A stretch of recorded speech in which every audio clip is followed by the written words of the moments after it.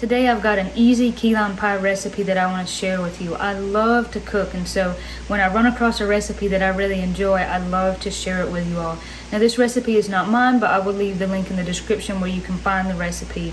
I've made different key lime pies before. I've made the kind where you use cream cheese and condensed milk, and it turns out really good, but it's really dense. This kind, we're just going to boil all the ingredients on the stove and pour it into the crust, and I think somehow it just ends up with a creamier texture that I think is better. Key lime pie is good any time of year, but especially as we head into the summer and we're now still in the spring, this is just a good pie to make, I think, for this time of year. And pies are one of those desserts that are typically easy to make, at least this kind of pie where we're just going to boil the filling on the stovetop. And it's nice to have that after supper in the evenings, especially on a weeknight. It just makes things, I don't know, kind of special. And I always enjoy being able to make a pie so that way when Austin comes home after he's worked all day, he can have something nice with his supper.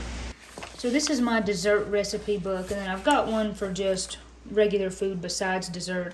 And I try to be really good about writing down the recipes I find that I like, because I've historically been in a bad habit of making something and loving it, then wanting to make it a couple weeks later and having no idea how I made it.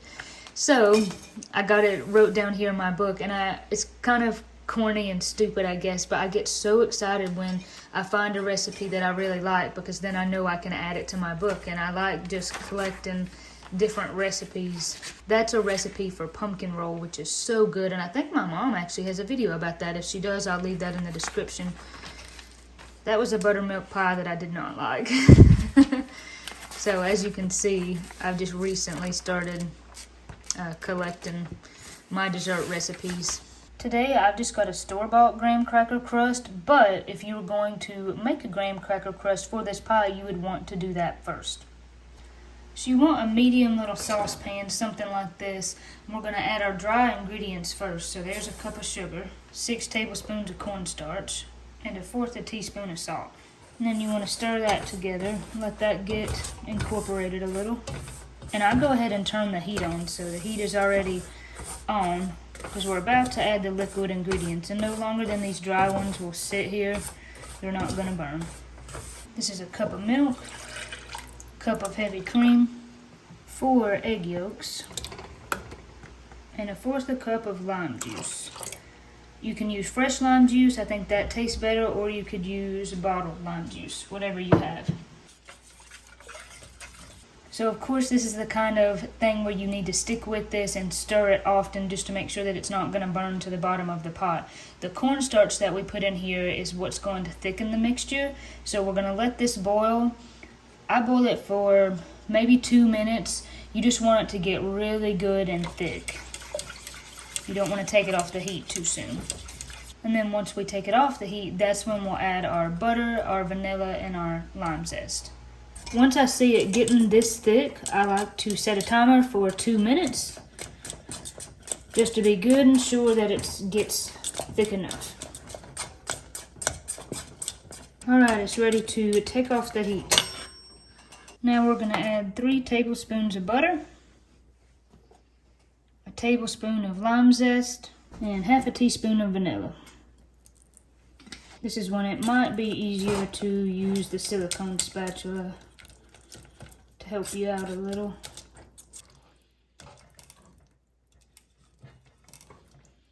Once everything is mixed in, we want to cool this mixture to room temperature before we pour it in the crust.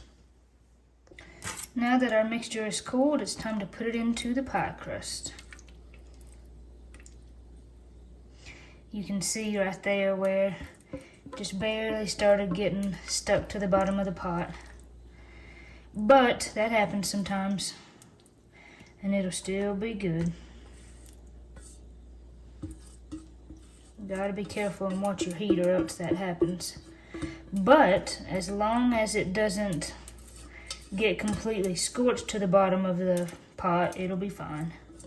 And I'll be honest, for someone like me, that's probably a good thing, because I tend to be such a perfectionist that it's good for me when I come across something, or I make a mess up or a mistake that causes something to not be perfect. That's good for me to remind me that It's not all about being perfect. It's not about that at all. That looks pretty nice. I'm trying to get it out there to the edges there. Just make it even.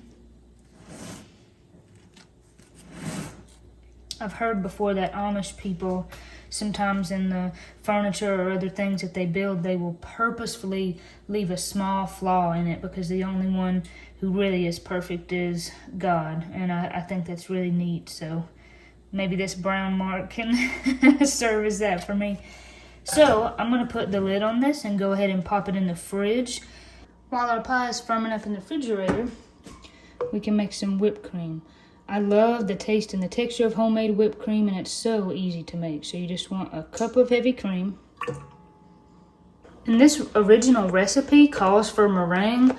I like meringue, but I don't like it as good as homemade whipped cream. Then a tablespoon of sugar and about half a teaspoon or a teaspoon of vanilla. I just always eyeball it. And this was some vanilla that I made, and I've actually got a video about that, so I'll leave the link in the description. And then we'll just mix it until we get some stiff peaks forming. You can do this with a hand mixer. I have done that more times than not, but today I'm going to use a stand mixer.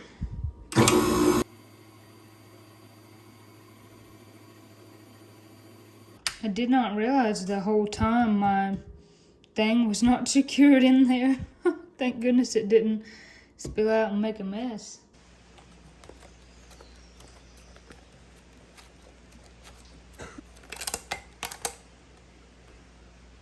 It's got a very beautiful yellow color. That's from the egg yolks.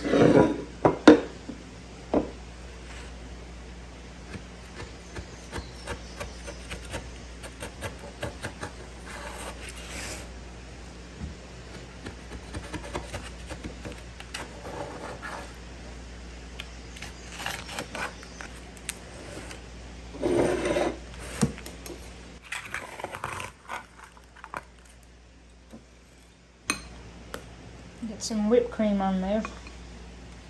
Oh gosh, that was a lot. My bad. You ready to taste? I'm ready.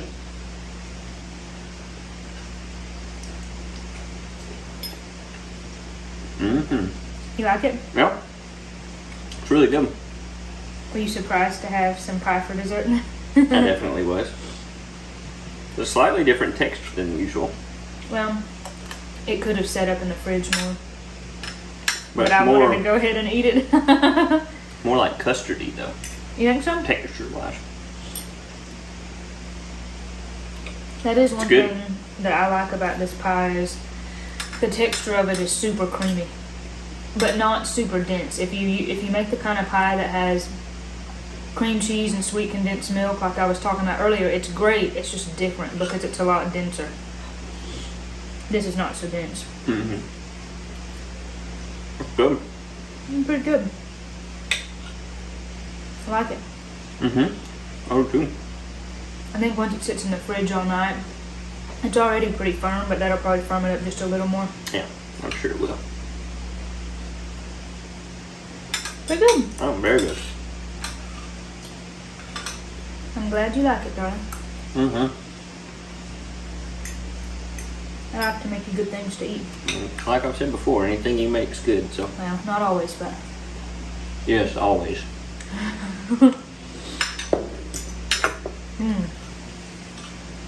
I do enjoy this pie recipe though.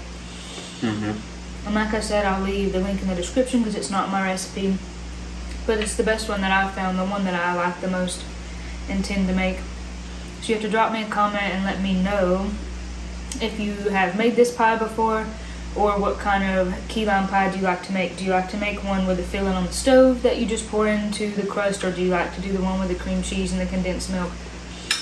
As always, thank you for watching. God bless you, God keep you, and we'll see you on the next one.